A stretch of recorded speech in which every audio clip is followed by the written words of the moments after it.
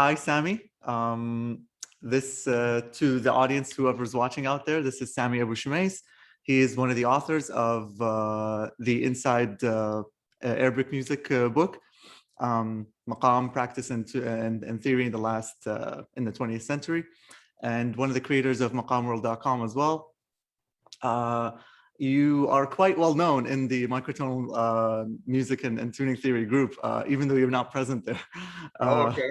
Yeah, and I'm sure a lot of people would love to hear what you say, and would love maybe even to talk to you afterwards as well. So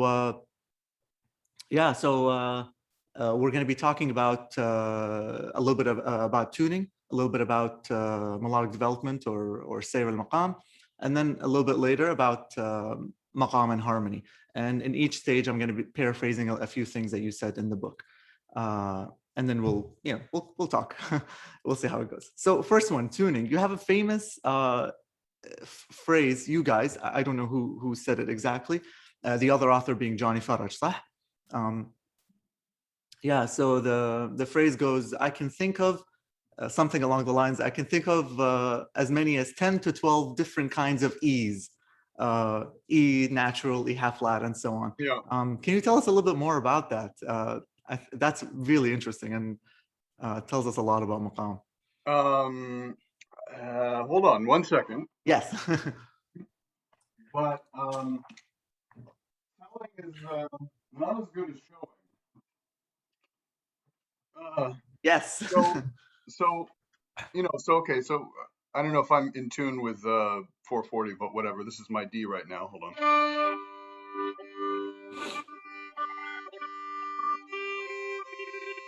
So I'll do like a little impromptu demonstration for you. Might as well. I should want to take a minute or two. Perfect. So when I say I have 12 different E's, and Johnny and I initially recorded a podcast on this back in 2007. Mm-hmm.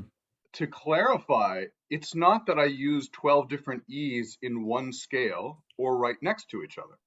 That's the first thing to understand. Yeah. It is that each maqam has its own particular shading of intonation.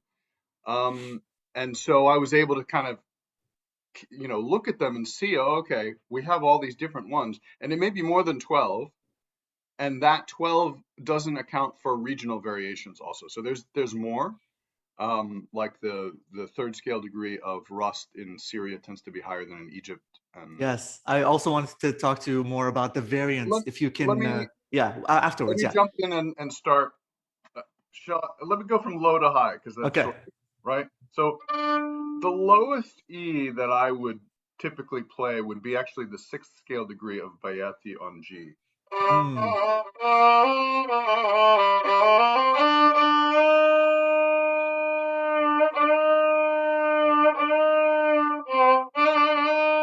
That's a super low E.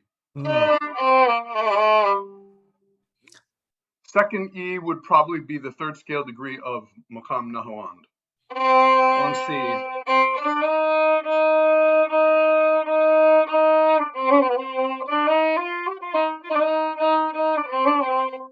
That E is probably close to a Pythagorean minor third. Yeah. The Pythagorean one always tends to be a little bit better for Nahawand than ones that are higher. Yeah. Right. Yeah. And since you have a bunch of tuning nerds here, to understand, right, the framework of the Arabic scale system is the Pythagorean tuning of fourths on the oud. Yeah. So a lot of the components of the scale are often determined by Pythagorean relationships. A lot of the just major seconds, 9/8. So that Pythagorean minor third is definitely present in Arabic music, just simply because of and the Pythagorean major third is also present in Arabic music, just as a result of open string tunings. Yeah, it was really nice to read that in the book, how you said the system is built on Pythagorean fourths. I really enjoyed that. Yeah. So that dates back to to medieval Arabic theory, where they defined it on the oud, and frankly it dates back to ancient Greek theory, because the Arabs adopted Greek tetrachord theory. Yeah. So where was I? I was Nahawand. And then I could give you like Kurd.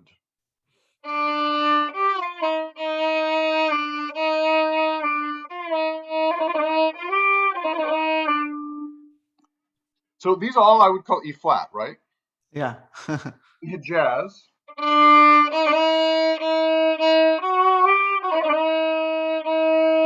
E flat. It's still calling it E flat. Yeah. Yeah. At that point, we get close to the lowest of the E half flats. Yes. And that one was a little too high. I just sort of my finger jumped into it. But if I was going to play a nice Egyptian bayati. Yeah.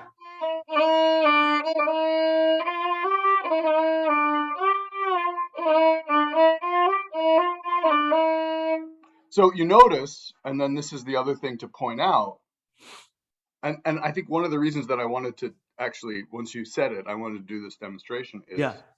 you can hear that I need melody to get these notes. Yeah. Exactly. Exactly. I can't just get them. Yeah. I need melodic context. Yeah. Exactly. Yeah. So then we have the third of Rust. Yes.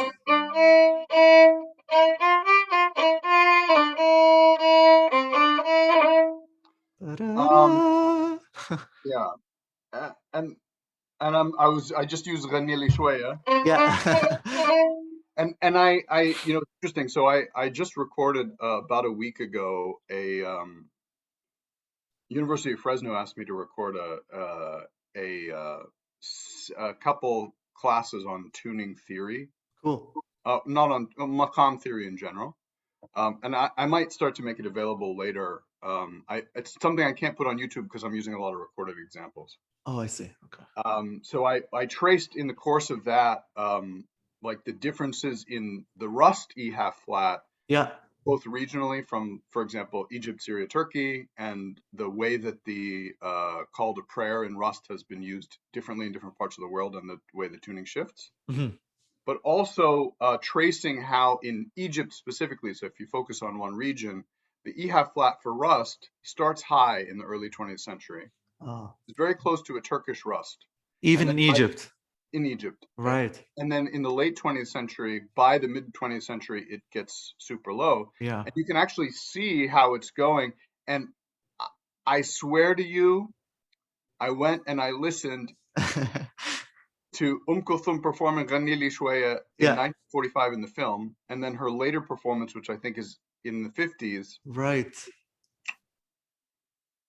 Is a kind of It's there. It's there.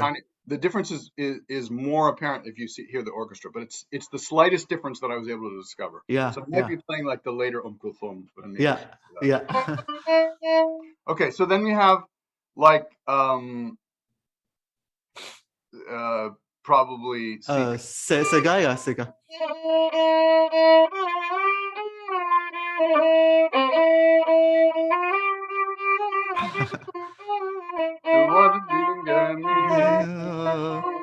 للورد Yeah, I gave you 3 E half flats. There might be more. I'm not sure if I'm going to get to 12 today, but anyway. Yeah, but Then you have like Jiharka. yes.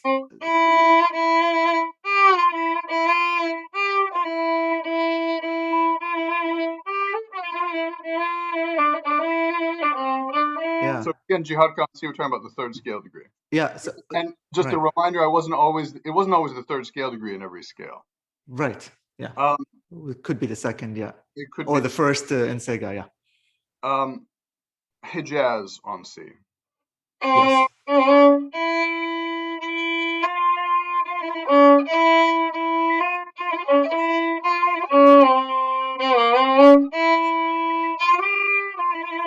Right. Yeah. Yeah. Because it's not a regular E natural in the regular keyboard. The Hijaz third is a little low. Yeah, like when they played on the piano, it's different than the Arabic one because ours is lower. Piano Hijaz, we call it. Yeah. I mean, there's even we have like Sika el Buyut is the name that my teacher in Egypt told me they used to call Sika if you play it on a piano. How do you play Sika on a piano? It's E natural. Oh, great, great. Anyway, that's another story. Yeah. So then let's give you some kind of ajam.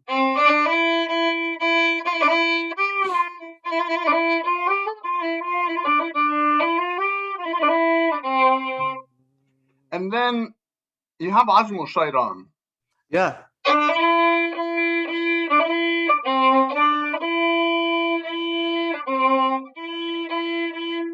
The thing is, Ajmal Shaitan is probably the Pythagorean major third.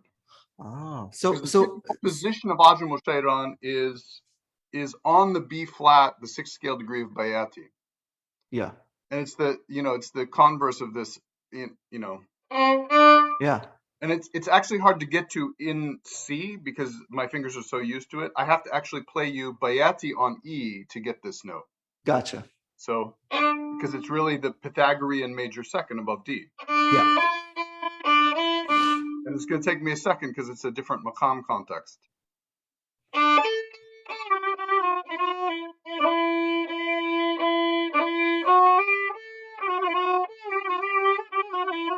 So I'm playing right now Bayati on E. Mm-hmm.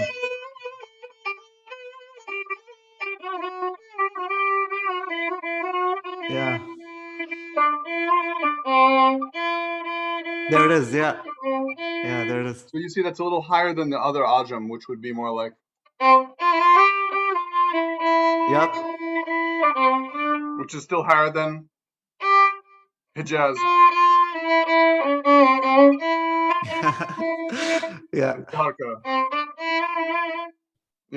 Yeah. Yeah. So did I give you 11? Did I give you 12? No idea, but really great The catalog. point is that there are a lot of them in there. The 2 points, right? The point is that there's a lot of them. And the more important point is that they're dependent on melodic context to really hear and to train ears. And another further point that I think, since we're talking to people who have some knowledge of tuning, they're arbitrary. They're not equally spaced. They're regional. Not all musicians use all of the different ones. Yeah. They they're right, like I said, they're changeable historically as well as geographically. Yeah. Yeah. So an attempt to kind of try to find a rationale for them based on either just intonation principles or equal temperament is flawed. It's a fallacy. Because it's like it's assuming that, take the equal temperament fallacy. The equal temperament fallacy is that, well, it must be the result of some number of equal divisions of the octave. Well, how would musicians hear that? These are tunes. These are intonations that come out of oral tradition. Yep, exactly. So are we proposing that the brain automatically creates 1,500 divisions of the octave and we're actually attracted to something? It's literally an absurd thing, but people don't think about it when they say, oh, okay, because I found a recording that matches this, it must be. It's as absurd as when the Turks say there are 54 equal divisions of the octave. Yeah. Exactly, okay. 54 only. Yeah. Right, but and then you look at Turkish kanuns, and this is why I like to make this demonstration of at least 11 or 12, because the kanuns have a little tuning thing, and the most advanced Turkish kanuns have 17 of those per note. Yeah. 54 divisions of the octave would only give you 9 divisions in a whole tone. We're talking about 12, 13 divisions in a semitone. Yeah. It's clear, and that, of course, I'm talking Arabic music, but when you hear Turkish music, you hear the same regional variation in different parts of Turkey for different pashak, different exactly. Yeah. So there's a fallacy in there. And then the other fallacy on the just intonation side is, yes, we can demonstrate that that some of the notes are based on just intervals. Certainly the open string tunings are based on them. Mm-hmm. And certainly the ear is attracted to the just major third and the just minor third. But that only accounts for 3 or 4 of the notes. And then to say, oh, okay, right? So there's this fallacy started with Zilzal. Yeah, oh, really? Who defined the quarter tone as, I think, and I'm going to misquote the number. Yeah. I think he said it was 29 over 22. Okay. Zalzal. No. Maybe it's 27. No, it's 27 over 22. 27 over 22? Yeah, which because is the converse the converse 354. Yeah, 354 cents. the converse. Oh, you know that. Wow, you are a nerd. Okay, so the Yeah. converse of that is 11 ninths, right? Yeah, 11 over Yeah. 9, 347 cents. Yeah. Okay, so 11 ninths as a hypothetically. Oh, sorry. I thought you said 11 over 9. My bad. Go ahead. Yeah. Yeah, 11. Yeah, 11 over 9. Sorry, my daughter's learning equivalent fractions, and so um, so you have these, right? This is defined as Yeah. the now 9 over 11. I mean 11 over 9. You can hear those partials if you work Mm. really hard. Yeah, yeah, yeah. Some people in the group can actually tune these things by ear. They can hear Right. 11 over 9. It's not so hard for them to tune it. Well, if you have, and certainly if you have certain kind of instruments, you can do it. I can get up Yeah. to kind of on the violin with harmonics. I can get up to 9 and 10. Sometimes if I'm fooling myself, I can get 11. Cool. But that also only accounts for 5 of them. So then the question is, I'm skeptical. I'm skeptical of any claim that partials above 12 or certainly above 16 Yeah. are something that would attract the ear enough. So in To other words, make, you can train your ear to be as precise as you want, yeah.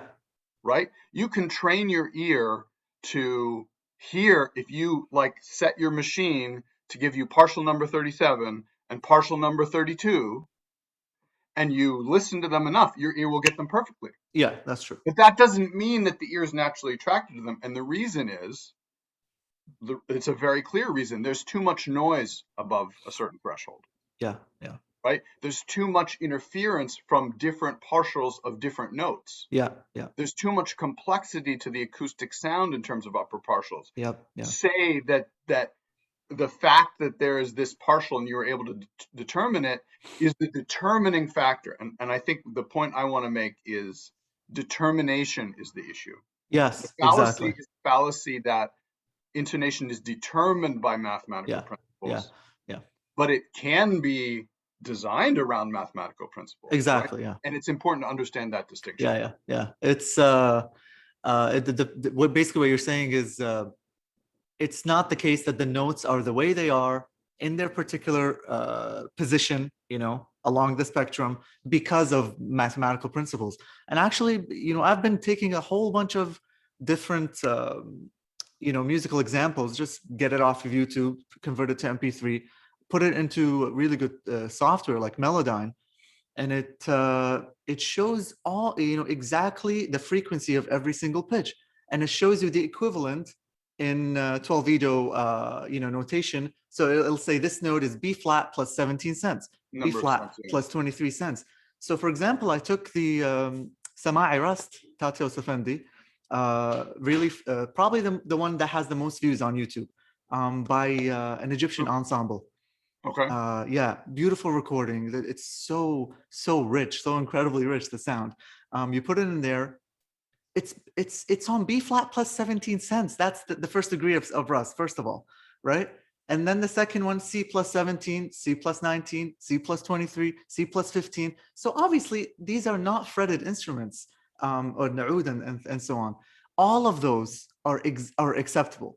Every single one of those is an acceptable note. And Melodyne has the ability to convert all of them into one. So then you can actually hear only B flat plus 17 if you wanted to. And it'll sound, you'll hear the difference. All of a sudden, it sounds mechanized. The variation stops. And the thing with maqam, when you're transitioning from phrase to phrase, the intonation is different. When the Sama'i Rust goes into the Hijaz section, it does the, it goes the root and then fifth, right? There's that jumla tamhidiyya, a preparatory phrase that prepares you for the Hijaz, right? And then right, the Hijaz section after. That little preparatory phrase has a different intonation than the Hijaz that comes after. Yeah, that's absolutely the case. And some of those different intonations, right, will be like musicians won't necessarily be conscious of it. Yeah. So I had an interesting experience, and you'll forgive me for a little bit of bragging. No, go ahead, please. I'm bragging not for myself, but I'm bragging for the preciseness of Arab ears. So in 2010, the Peterson Tuning Company asked me to come into the studio and give them a scale for Maqam Rust. Cool. And they had me record on the violin for about 2 hours, very intensely just recording notes. And I had to do what I do here, which is play a melody, then play the note, play the Yeah. melody, play the note. Yeah. So there's two things I want to tell you. So the bragging part is this. The bragging part is that they said I was within 2 cents. I never was wider than 2 cents from my note. When I said this is that note, I was always within 2 cents of it. Wow. So what I'll say there is it's bragging for me, but that's the same. I have the same pitch sensitivity as any trained Arab musician, certainly oud or violin player. Makes sense. Yeah. When you're, I don't consider myself exceptional from the tuning perspective in terms of my physical ability to deliver intonation. Gotcha. Okay. So I would say that means that Arab, and you have to have that level of pitch sensitivity if you have these so many different notes in a semitone. So many dynamic notes along a very dynamic spectrum. Yeah. So the second thing that I want to point out in this context is that they discovered in Maqam Rust on C, which is C, D, E half flat, F, G, A, B half half flat, flat. C, C. right? They discovered that I was using two different A's. Oh, the A is so dynamic. Have you noticed? Yeah. Two different A naturals. I was Yes. not going to Hijaz. I wasn't going to Suznak. I wasn't going to Yeah. Nairuz, right? Yeah. I Yeah. wasn't using an A half flat. I wasn't using an A flat. But Yeah. in different phrasing, I had two different. Now those two different A's were also very precise. Like every time I hit the higher one, it was within 2 cents of what it was. It Cool. was only right, and the lower one was also, and I think maybe they were 10 or 15 cents apart. I can't remember. Okay. But Cool. but there were two different A's, and that was 2010. I don't know. So, but what I'm saying is, right, just one musician in a laboratory setting with a precision that's measured to certain amount demonstrated 11 years ago two different A's within one scale. So that's sort of like a laboratory confirmation of what you and I are talking about, that we experience on a regular basis. Yeah. That you can hear, especially if you listen to vocalists, violinists, and oud players. Yeah. Yeah. Um, that Yep. you have these variations in intonation where some Johnny likes to talk about Byzantine theory. They talk about notes leaning up and notes leaning down. Yeah. There's a lot of ways to talk about it. It's not a law. In other words, that it has to be leaning one way or another. It just happens that in some phrases, the intonation will be this way, and in other phrases, the intonation will be that way. Yeah. And not all musicians will have it, but the experienced ones will have it, and often it will be unconscious. Yeah. Exactly. Yeah. Usually it will be unconscious. Especially, I think musicians are more conscious of the differences in the E half flats, say, between two different maqamat than they are in the differences between the E half flat in one maqam. Very interesting. Yeah. And I think it's because conceptually you start to think of it conceptually as one note. Mm-hmm. Mm-hmm. Yeah, the regional variances are enough evidence to tell us that all the different variations are acceptable. All the different cultural variations are acceptable, and that, like you said, you can find some sort of rationale for all of those. But it's a funky, flimsy argument for sure. Okay, yeah. In terms of A is so interesting. If you're playing like Rust on C or Sega on E half flat, there is the Pythagorean A, which is 906 cents or so. And then there is the just A, which is the 8/5, I believe, which is like 884 or 885, something like that. And on different phrases, because I'm not a musician, I'm a vocalist, right? So I got into music recently because I want to like take the melodies or the compositions that I'm coming up with on the computer. And the computer with digital is so tough to do maqam on because everything needs to be precise. And if I want to do all this dynamic stuff, I have to assign each particular phrase its own tuning, and it gets really tough. So in certain places, I started using a software 2 years ago called Alt Tuner. Altuner, yeah, it's actually by one of the members in the group. So We're big members. have you Kite, used it? yeah. I've used it a while ago, yeah, a long time ago, yeah. So I found, because the strength of the program is that you're able to customize your set of tap notes. Yeah, So I was able to customize a grid that enabled me to have multiple different versions of the notes. right. And I could just, like, in the middle, like acting like I'm a qanun player, I can go tap That one, the different one with one hand in the middle of yeah, playing on the yeah. keyboard. Now I'm actually going to make a demonstration of that in a few days Oh, for very cool. my Maqam challenge on Instagram and TikTok. So Nice, using Altuner, yeah? using alt tuner. Okay, So I'll show perfect. that in Yeah, a couple of days, but I can make some longer demonstrations. amazing. Oh yeah, so if Kite is in the forum, or if you happen to see this, Kite, I mean, it's a fantastic program. Yeah, yeah. A lot Um, of people love it. A lot of people and use it, and a lot it of people love it. definitely, for me, it's the flexibility that enabled me to program different keys. Now the presettings are great. It has Pythagorean built in, so I can use it. I don't have to do anything to make Exactly. the main notes The main Pythagorean. notes, yeah. I'm like, yeah, they're all the white ones, right? Yeah, all the white keys, yeah. So the color coding is fantastic. It's a very flexible program.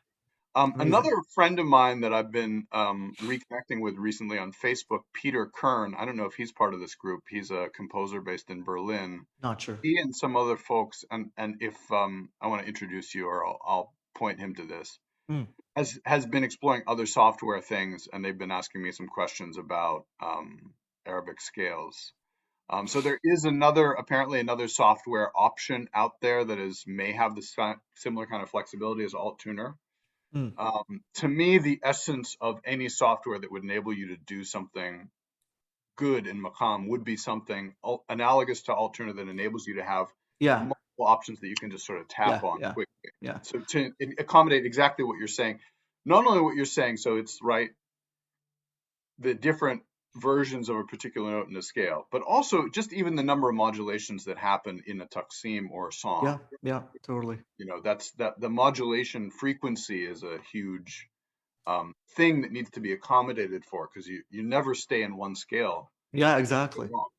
As soon as you modulate, the same degree of the scale can take like a different frequency. It takes a different shape or different form, basically. It Right, but goes a little even bit the higher or different, lower. yeah, I mean, like, like in Rust, we're talking about Rust and the sixth scale degree, right?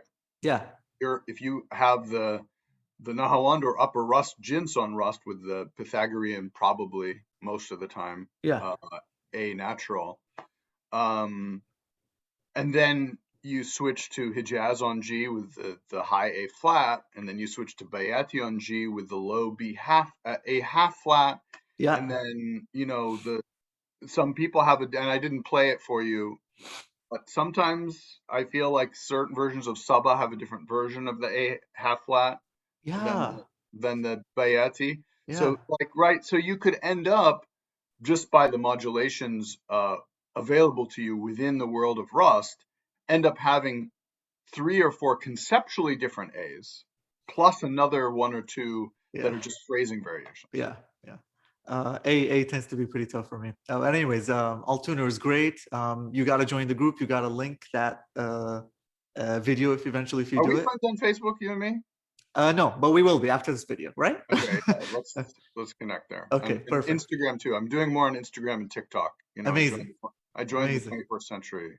Yeah, good. You should. Yeah, okay. So I think that's really nice idea about tuning. Maybe just one last part about tuning, the variance, just very quickly. As you said, so in Egypt, we have lower half flats, maybe, than when you go a little bit Eastern. Tell me a little bit about that, a little bit about your experience, just very briefly, so we can move to the next section. Okay, well, you said tell me about my experience, so I'll tell Sure. you directly my experience. Yeah. My experience was that I studied Arabic music in Egypt for a year between 2001 and 2002. Then I went to Aleppo, Syria in the fall of 2002. Okay. Then I went back to Egypt and Aleppo in the summer of 2003 Yeah. to visit my teachers on a summer, like a month for each place. So when I went to Aleppo, they were like, "Oh yeah, your E flat needs to come a little bit higher, playing it a little low." There it is. And when I went back and I saw my teacher in Egypt, Actually, I was in Aleppo twice before going back to Egypt. He was like, "Wow, you need to bring down that E half flat. It's really, you're playing like a Syrian." So it was that. It's not just that it's high; it's that it sounds Syrian, right? The point that I think is really important to emphasize here is these notes are identifying notes. The differences are there, the distinctions are there because it serves a purpose in communication and cognition. It identifies the musician as being from Syria or from being from Iraq just as much as the ornamentation does. Yeah. So it's the level of precision in identifying. It's your ear. If you're an Egyptian musician and you hear a Syrian playing Rust, you're not calculating, oh, this is 12 cents. Your ear is not saying, oh, this difference is 5 cents or 12 cents. You're not even hearing it as that. You're not even hearing it as high or low. You're hearing, oh, that sounds Syrian. Yeah. In Yeah. the same way that, you listen to English from a Boston accent and a, Yes, exactly. Yeah. so Yeah. it's that immediate recognition that these Yeah. different tunings give. So the regional variation and the geographic variation, there are cultural factors that are causing those variations. And the ear is incredibly precise. So the precision of the ear is just simply gives you this palette that enables you to have X number of notes Yeah. that are distinguishable Yeah. from each other. And enables you to discriminate. Yeah. Yeah. Exactly, to Yeah. discriminate. It's that, and that's an important function of culture. So we have to Very important. see this intonation phenomenon as being the same as those other features of culture. So we compare it to like fashion or Yes.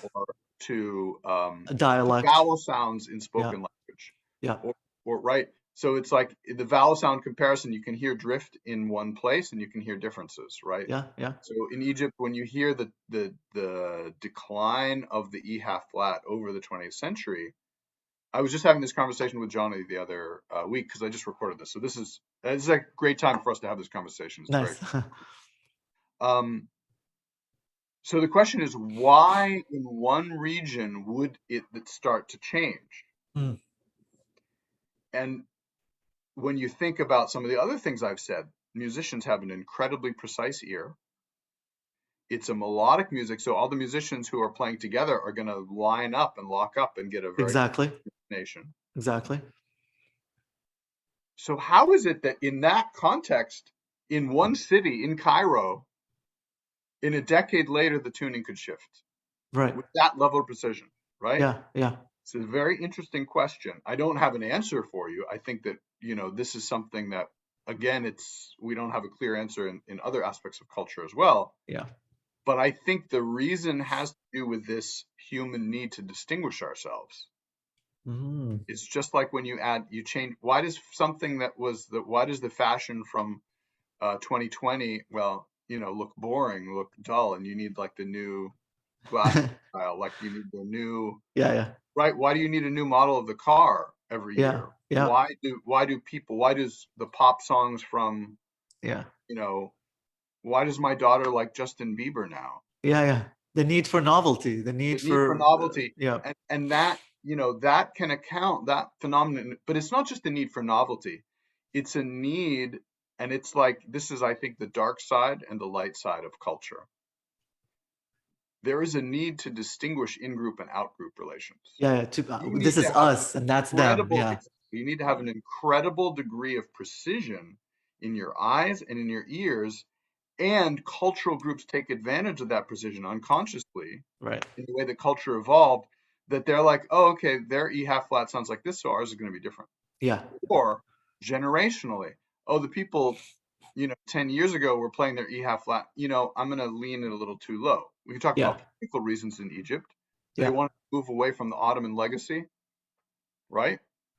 So unconsciously, there's the slipping of intonation because they want to sound more Arabic, less Turkish, Yes. Yes. whatever that means, Yeah. right? Yeah. Yeah. So there's a lot of factors that go into it, but not a single one of them is mathematical determinism. Yeah. Yes, exactly. It's not mathematical determinism. I fully agree. Yeah. One last note on this, and then we can go to the next one. We've noticed also the influence of the digital age, right, on Arabic music. For sure. Oh my God, So yeah, so people are playing, 24 the keys in 24, the octave. it's killing me. 24 is Well, but the destroying my thing is, soul. and Johnny and I have also had this conversation, Yeah. but again, the ear can adapt to anything. Yeah, it's acceptable. It's still It beautiful, becomes, right? and it can be beautiful too. Of course it is. It's just But we if just it don't want to think that monopolizes it's the the music, same as, yeah, it monopolizes everything. that's messed We up. don't want Yeah. to think that it's the same and that it's the true The version. true, oh my God, no, yeah.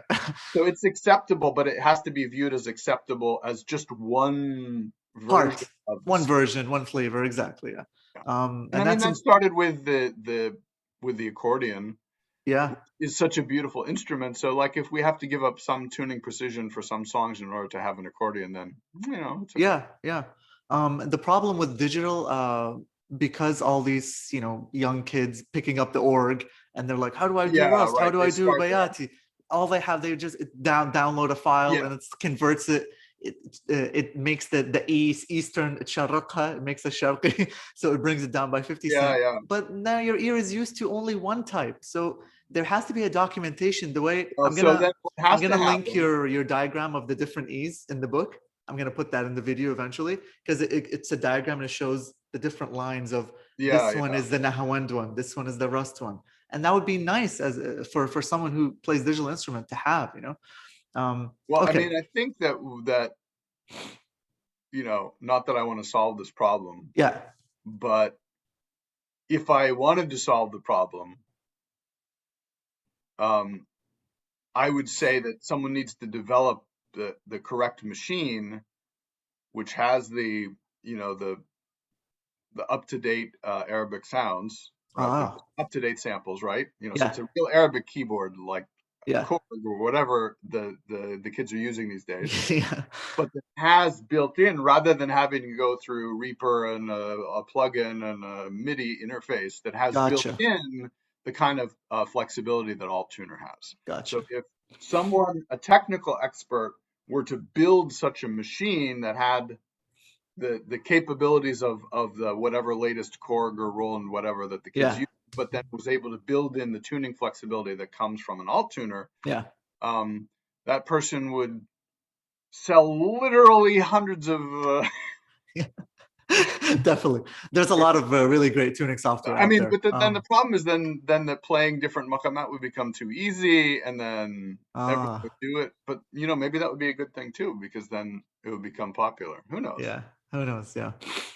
Okay. So Culture changes. We can't put value on this or that.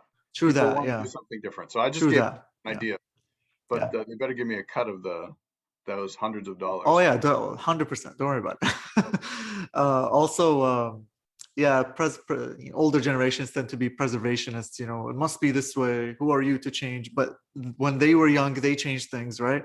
Exactly. So, anyways, okay. Next part, um, melodic progression or Sayr al Maqam, and you guys make a really cool distinction in the book. You say uh, when you're modulating on a particular maqam and you're going to the different ajnas that are accessible on the ghammaz, that maybe we can say dominant for English. I don't know if that's I'm gonna get okay. mad at you if you use that word. No, let's not use it. Yeah, let's not use it. Okay, let's not use it. Let's say ghammaz. So this is a conversation, and again, I'm distracting you with tangents. Yeah, yeah. So there's two reasons that I want to use the word ghammaz, Sure.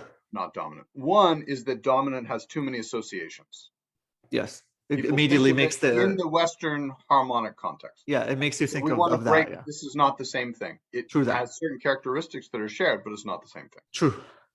Part of that association is the dominant is always on the fifth. Yeah. And for us, the ghammaz It's could be. not. No. Yeah. So that's reason number one. Reason number two is, I think for us in the book, we want to make certain Arabic terms become known Yeah. when people Popularize talk them. about Yeah. this music. Yeah. Yeah. Yeah. So I'd rather we use that word, Yeah. ghammaz, we're not asking people to learn 700 vocabulary That's true. words. That's Let's true. learn maqam, jins, Agreed. Yeah. ajnas, learn ghammaz, learn Yeah. just a few words. Learn Agreed. Agreed. Yeah. sayr, Yeah. right? Learn the word. Yeah.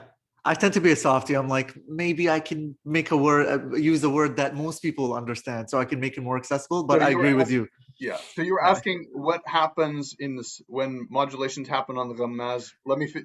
Go ahead, finish your question. Yeah. So basically, the ideas that you guys shared in the book was just because you're modulating within this maqam, right, to the accessible ajnas on the ghammaz or on other degree scales that are you would usually jump to when you're modulating, it doesn't necessarily mean that you're no longer in maqam rust. So it makes a distinction between modulating via jins, modulating via maqam, and how the whole journey is still maqam rast, even though you've modulated to hijaz on the ghammas, bayati on the ghammas, things like that. So the distinction between maqam, journey, melodic thing, form, and scale is really, really important. And we talk a lot about that in the group. What is the difference between maqam and a scale, right? So can you tell me what you think about that? Well, I think that you're right to observe that that is a key to understanding the distinction between maqam and scale, right? Is that variability. Yeah.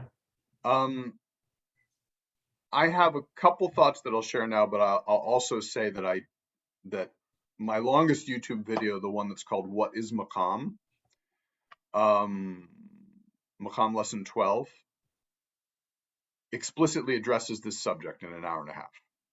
Right. So I don't want to say too much. We've already gone long here, and we could talk a little bit more about this subject. Okay. But I want to refer people to that in YouTube to really explore this subject. Yeah. So let me make a few bullet points as like an introduction to this idea.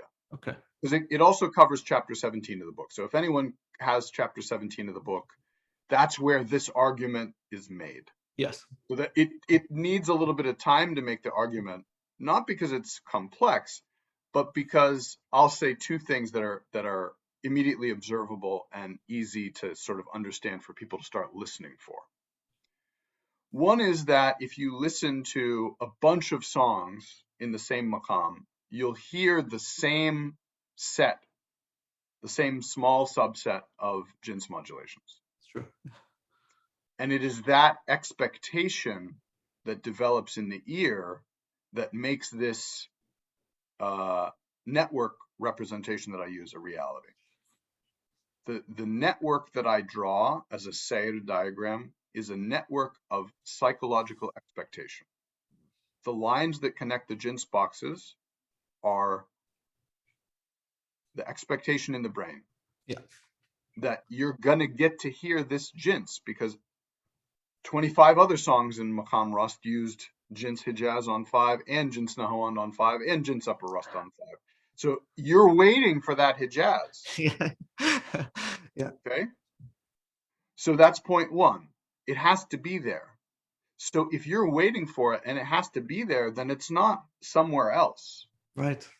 It's part of the story of that maqam. Part of the whole. Yeah. Part of the whole. The maqam itself is, we already know it's a journey. That's the metaphor that Johnny loves to speak about, which we write about in the modulation chapter. It's not only a journey from the bottom part of the maqam to the top part of the maqam. It is a journey with several stops in it. The maqam is itself, it is a big melody. Yeah. It's a melody that starts in one place and goes to one place, but has a lot of details in the middle about options for stopping. Mm-hmm. Right? Where do you said you're on the East Coast. Where do you live? I live in Ottawa right now. Oh, in Ottawa. Okay, Yeah. so if I was traveling from New York City to Ottawa, Yeah. I could get to you in 4 or 5 different major highways. Yeah. And there are a couple different cities that I could choose to visit on the way.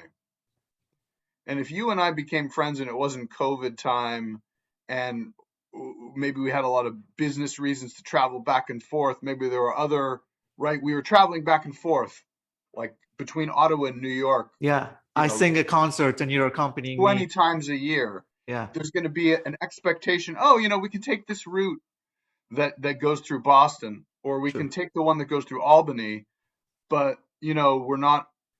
We're going to stop in Springfield, Massachusetts. Also, I have a friend who lives.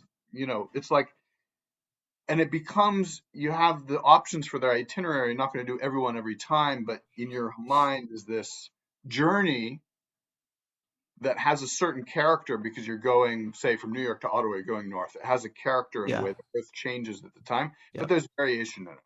Exactly. I'm Okay. playing with that metaphor a little bit. I like it. I like it. But the idea there is that that whole journey is what Maqam is, what Sayr is. Yeah. Yeah. It's not a scale that just, it's those options are included. So Okay. that's why I say. So Gotcha. item 2 that I think people can understand Yeah. is drama, which is that the important part of the story of Maqam and Sayr is that at a certain point, you're going to get to drama. You're going to get to contrast. You're going to get Contrast. to expecting one thing and getting something else. Mm-hmm. And actually, let me demonstrate here. Yes. Right? So if I am in Maqam Bayati on D, and I go to Ajam on 6, 6, 5, 4, 3, 2, 1, it has a certain character. Yeah.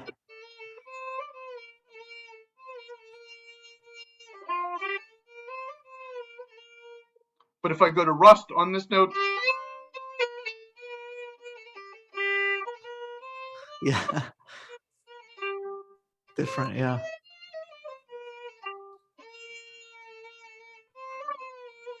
see, when the Ajam comes back, it gives you a different mood. Yep. Right. So now let me demonstrate what I'm trying to tell you just by playing for 1 minute. Yes. Again, 1 minute of playing is worth probably 75 hours of talking. Nice. So I'm going to play for you. I'm in the middle of a Taqsim and Bayati, right? I'm going to play for you what is the drama of contrasting Ajam on B flat versus Rust on G. Mm. Ajam on B flat, Rust on G, which has the B half flat, right? Yeah. Those are the two ajnas in the context of Bayati on D. Yeah.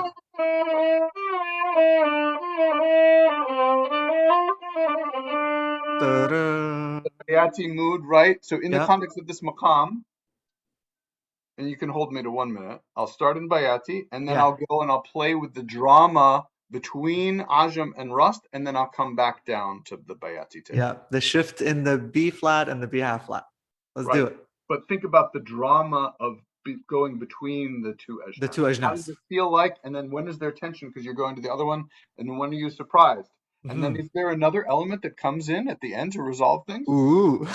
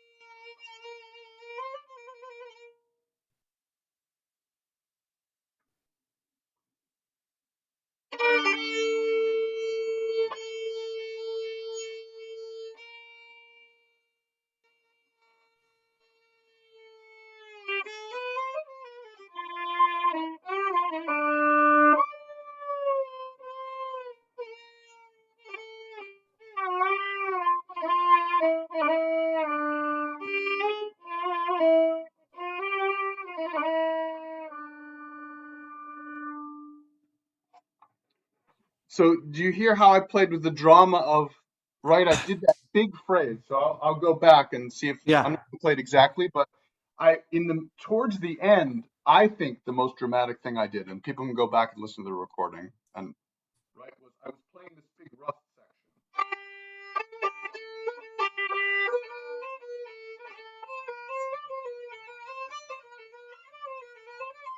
Rust.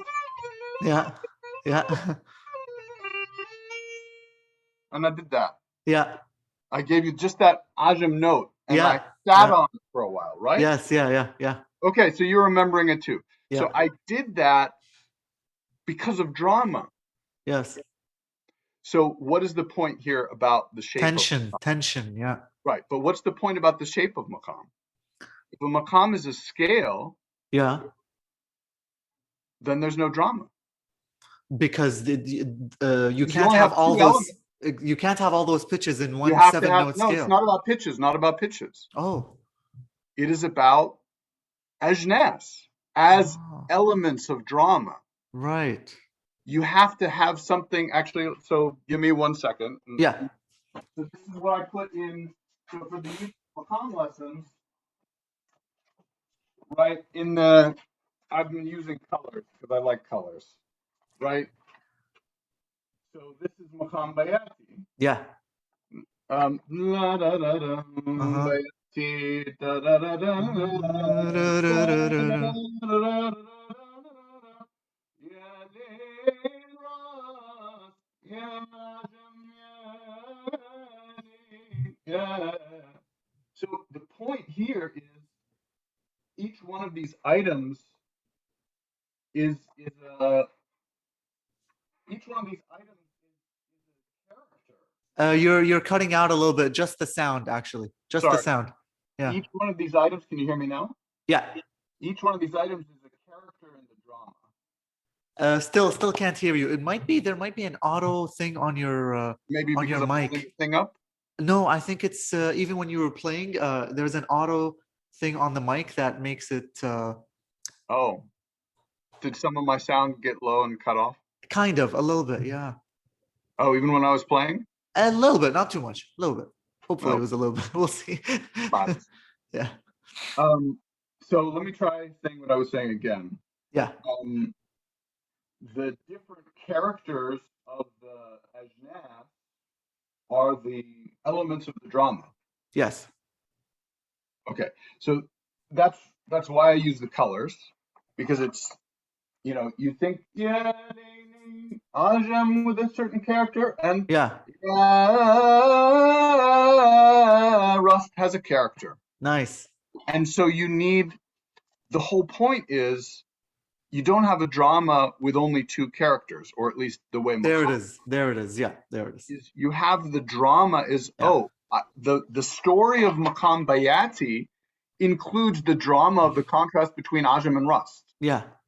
And if you just say Bayati is the scale that is Bayati plus Nahawan on 4, Yeah. then you don't have room for this conception that the drama plays out. Now, I could play a different drama from Maqam Bayati because Exactly. Bayati is big enough. I could play on the drama between Ajam 6 and Hijaz 4. Yeah. Right? The Bayati Shuri, which is like the song Aya Hello has that drama built into it, right? Oh, yeah. Let's just play it so that Sure. what I mean, because also it's a short song, right? Yeah. And here we are in Bayati, same Bayati. Yeah. And it starts on the Ajam on 6, 1, 2, 3, 4, 5.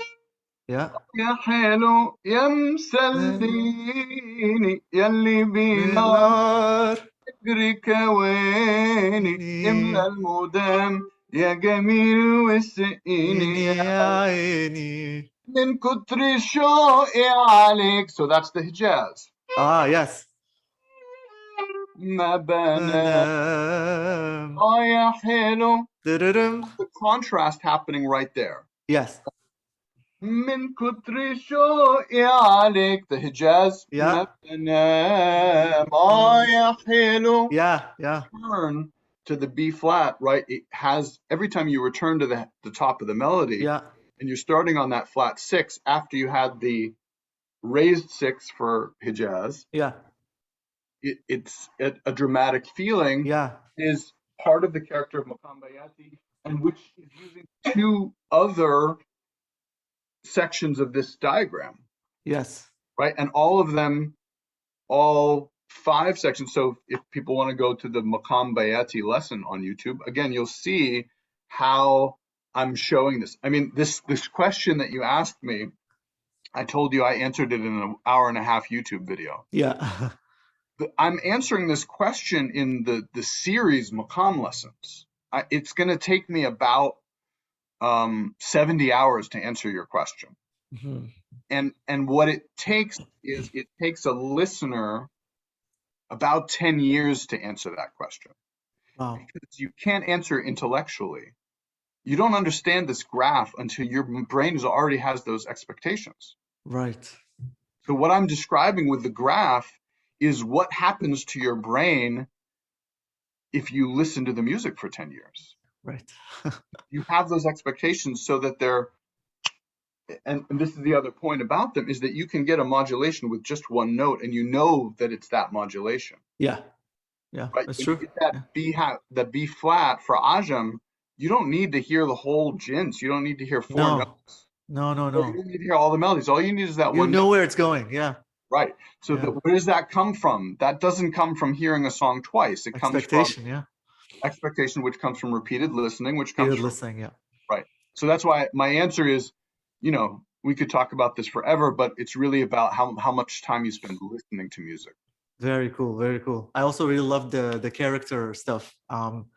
That was my own experience when I first learned the different ajnas. Each of them felt like a personality.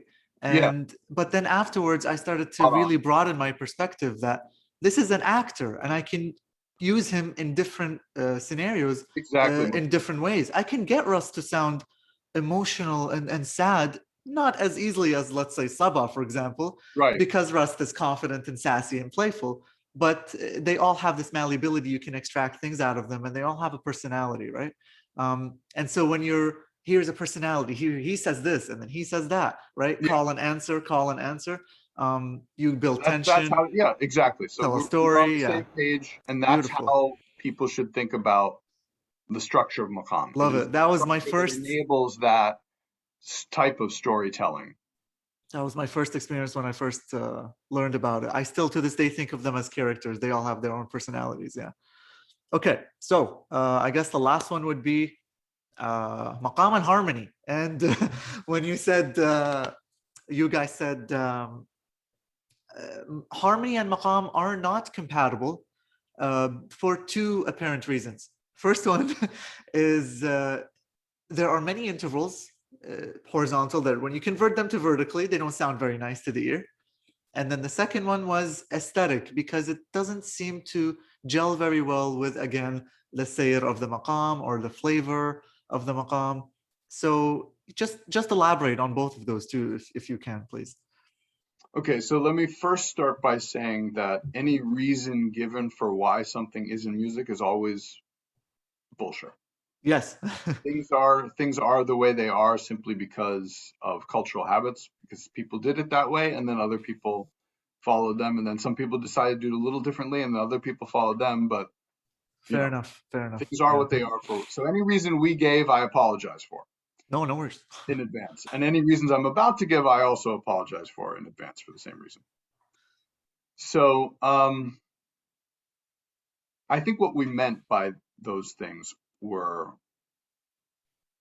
where I want to start qualifying things from the outset is what you find pleasing to the ear is personal and cultural. So by saying it's not using because some of the intervals may not be pleasing to the ear, well, any interval is pleasing to the ear if Condition is strong enough? if if you hear it over and over again, it's what you Right. love. Conditioning. Wow. Okay. Conditioning or simply openness to new experience. So True. feeling that an interval that vibrates in a consonant way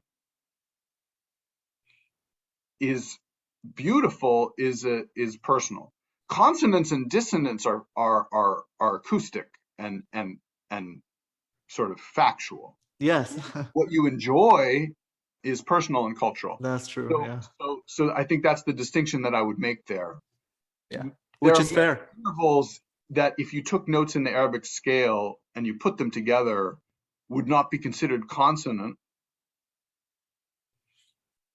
And because many people like harmonies that are consonant, which is, again, there's a cultural preference there. Yeah. Yeah. We therefore might not want to always make music using such intervals in our harmonies. Yeah. We might not want to. Yeah. Right? And it tends to be that more people will probably prefer to make music with harmonies that are easier to digest, but Yeah. Yeah. could go the other way. So Yeah. I just want to make that distinction by that clarification there. Okay. The other side I would say is what I think most strongly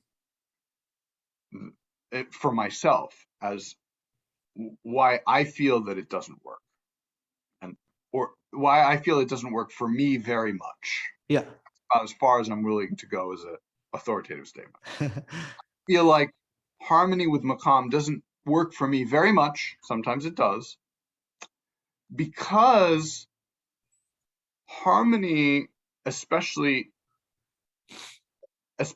when people try to apply harmony that has its basis in the Western system, that has its own Sayr. Yeah.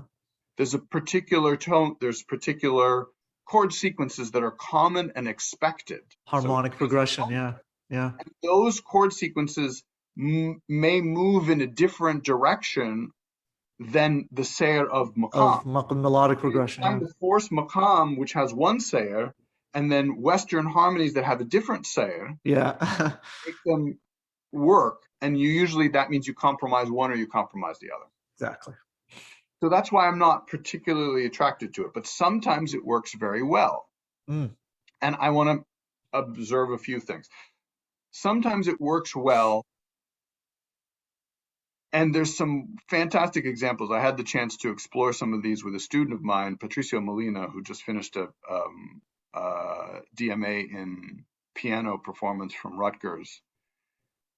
And we were looking at mid-20th century fusion songs from two particular artists. One was Abdul Wahab. Of course. The other was Zakiya Hamdan from Lebanon, who had a fantastic piano player with her and had a lot of her songs that had this fantastic, really wonderful element of you have like a Western harmony section, and then it goes to Arabic, and then it goes back. I don't know if you know the song Sahirtu by Abdul Wahab. Sahirtu, it sounds familiar, but I can't recall it. It's a good one for people to listen to. Yeah. It's a tango, because he's in the 1930s. He's copying tango. Yes, of course. The fusion element. Yeah, plagiarizing. In the middle of the song is in Sika Belody, the most Arabic maqam. Yeah. And it switches, it drops the bandoneon, right? It drops the Western harmonies. It goes to a purely Arabic sounding section. It goes back to harmony at the end. He does a lot of that, in many songs. So he does a lot of that in many songs, and Zakiya Hamdan does a lot of it in many songs. Interesting. And one of the things that we observed as we were looking closely, this is a great song that people can listen to. I think it's Zakiya Hamdan's most famous song, Suleyma. And it's in minor, it's in Nahawand. Yeah. So Nahawand on C, people will know minor on C. And the Sayr of Maqam Nahawand is that you would go to Hijaz on G and Bayati on G. Yeah. Right? Western minor would go right from C minor to E flat major. It's a different Sayr. Yeah. Right? Yeah. So the Sayr of the song in the first opening section is in Nahawand. It focuses on the minor thing, right? Yeah, yeah.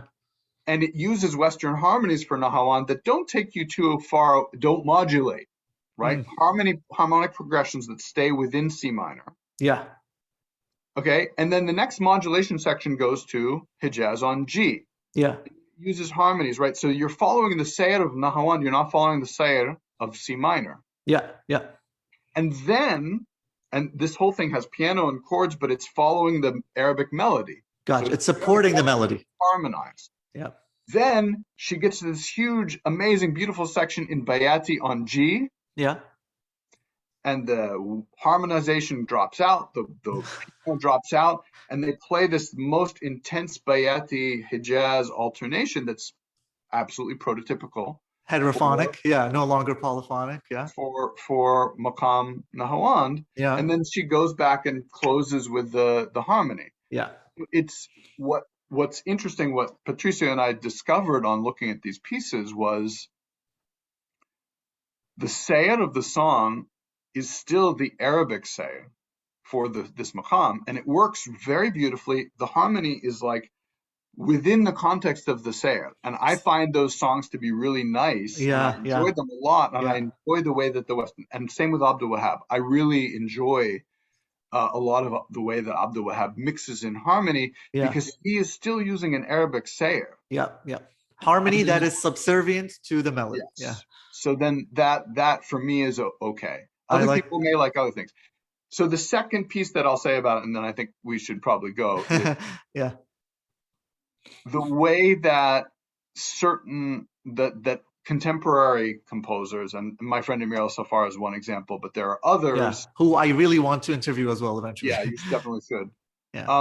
Who kind of allow harmony to come out of the context of Arabic melody. So it's a different way of letting Arabic melody be prominent. Yeah. You know, a certain kind of polyphony or counterpoint that comes, and that can be interesting because it preserves the elements of the Arabic Sayr. I think, so I don't want to make any categorical statements. There's a lot of different ways that people can do it. Yeah. There's a lot of ways to make it beautiful. There's a lot of ways to make it ugly. Yes. I think the important point that I want to make in speaking about this is not a value judgment of whether harmony is good or bad, but actually simply to identify. This is the only point that's really important in anything I just said. Yeah. To identify that maqam structure is different than harmonic structure. They're two different elements. They have different sayrs. Yeah. And you have to grapple with the fact that they're different. Nahawand is not the same as C minor. Yeah. It doesn't move in the same way. Yeah. So if you understand maqam well enough to understand that it is not a music that is a harmonic music also. It's a music that evolved with this focus on melodic sayr in particular. Right? Always, yeah.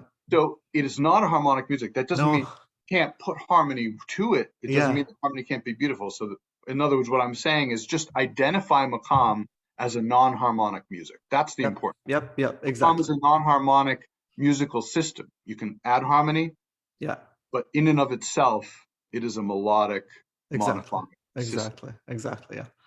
I fully agree. I could talk about this a lot because I had my whole channel is called Maqam Harmony, but as you said, we've already went pretty long, so I don't want to rant about that. I'll eventually rant about it in a video, and then maybe I'm happy you'll to do see another show with you. This is fun. Or that. Yeah, please. That would be really fun. Happy to do it again. Amazing. I love it. Thanks to everybody out there who's listening and watching. I really thank you. Honestly, thank you so much for conversing with me. Hopefully, we can do it again, and I'm pretty sure you're gonna get a lot of people watching your YouTube channel, and hopefully you can join us on the Facebook groups. Absolutely.